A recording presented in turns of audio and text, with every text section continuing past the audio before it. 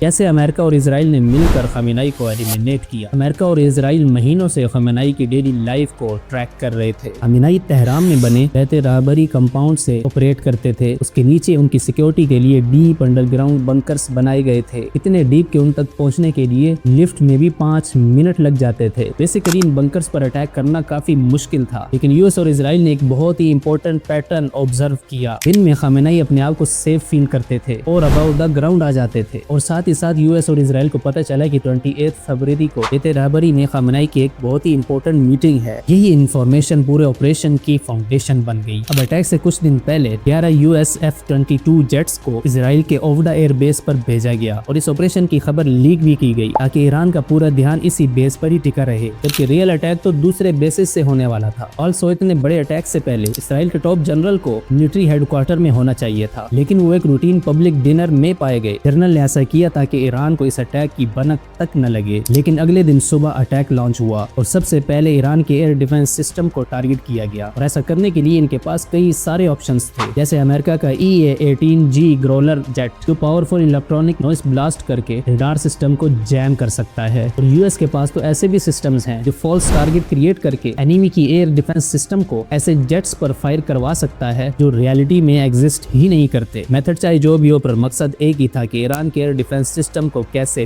Fail किया जाए। रास्ता क्लियर होते ही इजरायली जेट्स ने खमेनाई के कंपाउंड्स पर अटैक कर दिया और अटैक में 30 बॉम्ब्स गिरा दिए, जिसकी वजह से उनकी और 40 और ऑफिशियल्स की भी जान चली गई।